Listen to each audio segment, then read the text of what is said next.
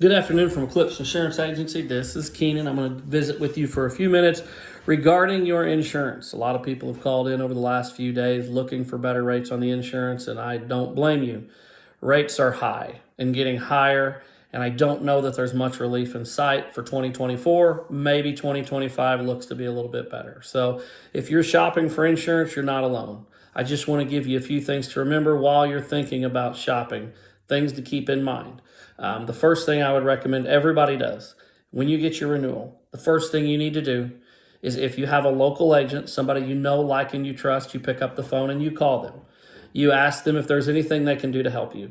Many times, the best thing you can do is stay put. Not always the case. Sometimes by shopping, you can save some money. But I would ask that you call your local agent first, just so they can try to help you and you know exactly what they can do to help you. Here's some things that will influence your rates. 5 things I have here. Number 1, claims history. If you file a lot of claims, if you have recently filed claims, you're going to have a harder time getting a good premium. As a rule of thumb, I tell my clients anything under $2,500 on a car, you should probably either live with the damage or pay out of pocket to fix it. Not worth filing a claim, especially if it's a youth driver.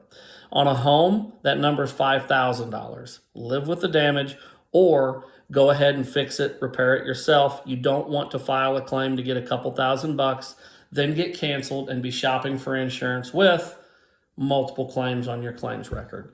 Second thing after claims would be when it comes to auto insurance, driving record. If you have accidents and you've got tickets from those accidents, or if you've got speeding tickets, distracted driving tickets, all those things are going to increase your premium, especially if it's youth drivers with those tickets. They're going to drive your premium through the roof.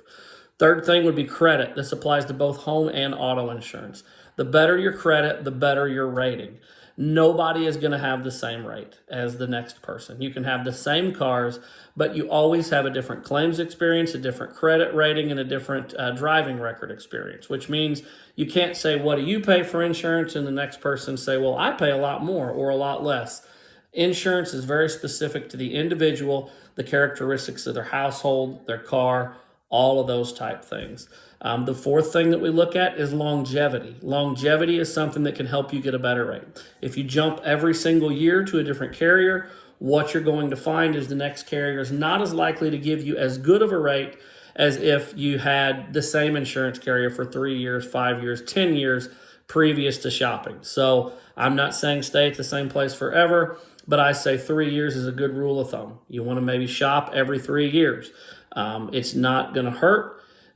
If you do shop before then, just keep in mind that you might be saving some money short term, but costing yourself long term if you jump too quickly there.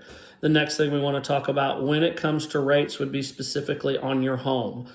Sometimes you can see some policies issued with a very good rate. You'll get advertisements in the mail with a very good rate. Look very closely at the details of those policies, the coverage limits that are on the policies, the deductibles, the liability limits. A lot of times they will give you actual cash value coverage on your home and or your personal property, which is not what you want. You don't want yard sale prices for your personal property in the event of a fire. What you want is what it takes to buy a new refrigerator, new stove, new couch, new TV, etc.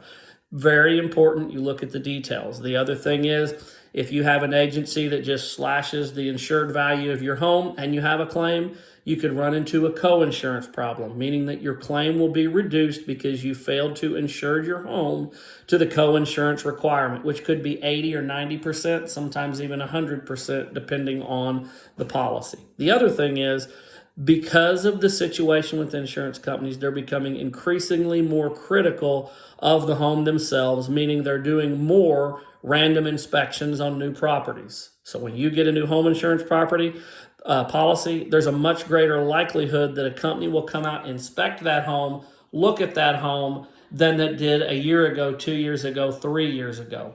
If you have sagging gutters, if you just have trash or rubbish in your yard, siding missing, places on your roof where it's been patched or missing shingles, all of those things could create a situation where you've left one company thinking you're going to get a better rate at the next company on your homeowner's insurance, only to get dropped by the new company. And then when you try to return home, they might not take you back when you come home.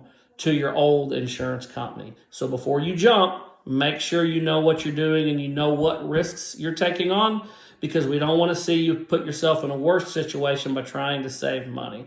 The last thing would be the type of payment. It is always recommended if you can. The mail isn't what it used to be.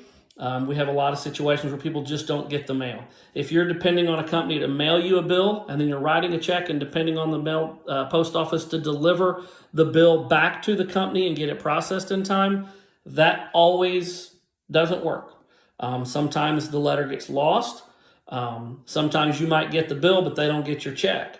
And then when you go and you realize you get a cancellation notice, and when you call the company, they might or might not be willing to reinstate that policy if you've been lapsed, depending on how long the lapse is. So always make sure you put it on automatic payments, if at all possible. If you can't do automatic payments, when you get the bill in the mail, call your local agency or your insurance company and make that payment electronically over the phone or in person, whatever it is. That way you're at least not depending on the check to get back to them and be processed in a timely manner on that.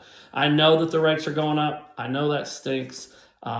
There are things that you can do. Never a bad idea to shop. Call your local agent first, but make sure you know what you were doing when you do take another policy. Make sure you've looked at the details and not just saw a great price and bought based on price, because buying on price doesn't always work out well.